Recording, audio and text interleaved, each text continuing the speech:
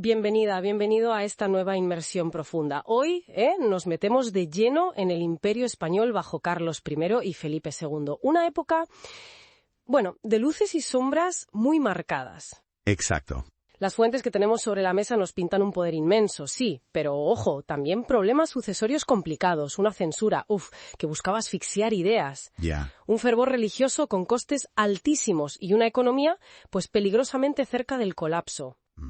Nuestra misión hoy, sacar las claves, las realidades quizás menos evidentes, basándonos siempre en el material que hemos revisado. Vale, vamos a desgranar esto. Perfecto. Es que es un periodo, definido por esa expansión global que no tenía parangón, claro. Pero si miras dentro, estaba lleno de tensiones. Sí. Y de decisiones cuyas consecuencias se sintieron durante muchísimo tiempo. Lo fascinante que revelan estos textos es justo eso, ¿no? Cómo coexistían esa grandeza de cara al exterior y una fragilidad interna, muy, muy marcada. Empecemos, si te parece, por el final de Carlos I. Se retira a Yuste en 1556, muere 2 años después, en el 58. Su plan de sucesión para el imperio, las fuentes lo describen como bastante enrevesado. Sí, un poco irreal y artificioso lo llaman. Eso. Primero su hermano Fernando, luego su hijo Felipe y después su sobrino Maximiliano de Viena. Y ahí es donde, la cosa empieza a torcerse un poco, porque Maximiliano no acepta esto. Claro. Busca alianzas con príncipes alemanes, con Francia. Ya se notaba un ambiente antiespañol, también por el tema protestante. O sea, que le dejó un panorama complicado a Felipe II. Muy complicado, sí. Desde el principio, un escenario internacional bastante tenso. Y hablando de tensión, el control, la obsesión por los libros, es algo que aparece mucho en los documentos, ¿verdad? Muchísimo. Venía de antes, pero se formaliza de una manera drástica con el Santo Oficio. Fernando de Valdés, ¿no? El que impulsa el famoso índice en 1559. Ese es. La primera lista oficial de libros prohibidos. Y arrancó, con 700 títulos. Que ya son. Ya son, sí. Pero es que luego... Luego se disparó. Los papeles dicen que para 1583 eran 2.315 obras prohibidas. ¡Madre mía! Y lo más sorprendente es ver algunos nombres ahí metidos. Los ejercicios espirituales de Ignacio de Loyola. Del propio fundador de los jesuitas. Exacto. El Lazarillo de Tormes. Incluso Maquiavelo o Dante. Parece que la Inquisición veía peligro, hasta en textos de entretenimiento. Horribles señales del diablo, creo que decían. Algo así. Eran comunes las redadas, las quemas públicas de libros. Se llegó a prohibir estudiar fuera, en universidades extranjeras. Querían imponer un silencio a los doctos, vamos. ¡Qué agobio!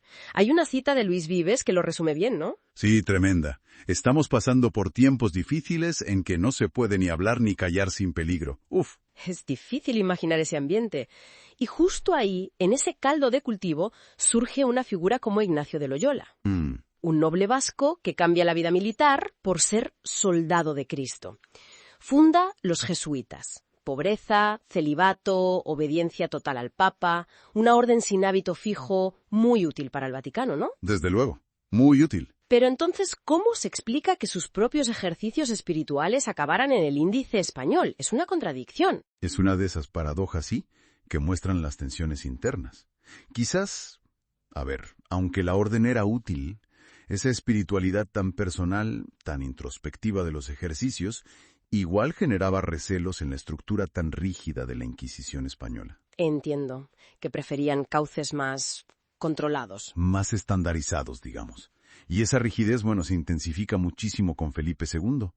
Las fuentes describen su mentalidad casi, usan términos fuertes, como indudablemente patológica en su ultracatolicismo. Se veía a sí mismo como el brazo armado de Dios. Totalmente. Y su padre Carlos, desde Yuste, le animaba a ser implacable con la herejía. Le decía, sin excepción de persona alguna, ni admitir ruego, ni tener respeto a nadie. Tremendo. Y esa visión de cruzada, claro, tenía consecuencias muy reales en el norte de África, por ejemplo. Efectivamente. Lo que desde fuera igual se veía como simple pilatería o ganas de expandirse, para él era parte de su misión divina. Cristianizar, si hacía falta, a sangre y fuego. Una mentalidad que justificaba acciones muy duras, claro. Desde luego. Y mantener todo eso, ese fervor, esas guerras religiosas constantes, debió costar un dineral, ¿no? Un dineral que el imperio no tenía. Los documentos son claros. Bancarrotas en 1557, 1575, 1596. 3 bancarrotas en un reinado. 3.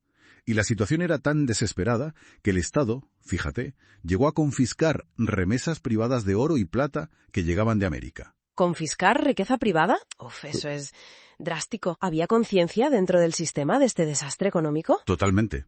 Se recoge la queja amarga de Luis de Ortiz, que era el contador oficial de Felipe II, el de las cuentas, vamos. Ajá. Se lamentaba de que todo se hace sin ingenio, a poder de dineros. O sea, gastar y gastar sin estrategia.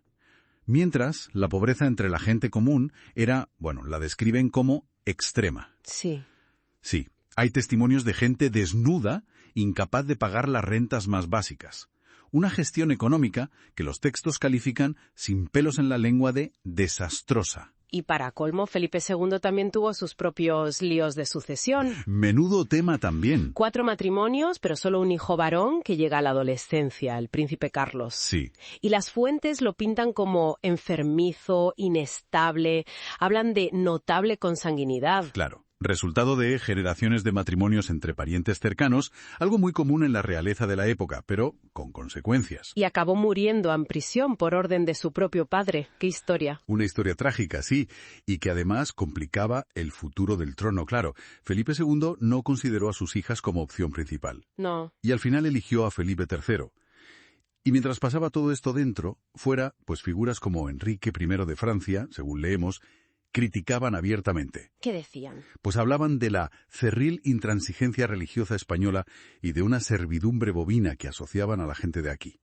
La imagen exterior del imperio, no era precisamente positiva según estas fuentes. Entonces, ¿qué sacamos en claro de esta inmersión? A ver, los materiales nos dibujan un imperio de contrastes brutales, ¿no? Totalmente. Un gigante global, pero con pies de barro internos. Una fe que movía montañas, pero que también quemaba libros y perseguía ideas. Exacto. Una gloria muy aparente que convivía con la ruina económica y con bastante sufrimiento popular. Las luces y las sombras que definieron una era, al final. Eso es. Y nos deja, yo creo, con una pregunta interesante para darle vueltas. A ver. Si pensamos en ese control informativo tan férreo, y en esas penurias económicas que describen las fuentes, ¿qué formas de pensar, o incluso de resistir, aunque no quedaran escritas en los documentos oficiales, podrían haber existido entre la gente común, entre la gente que vivía el día a día bajo ese sistema? Buena pregunta. Algo sobre lo que reflexionar, ¿no? Más allá de los grandes hechos y las grandes figuras que hemos repasado hoy.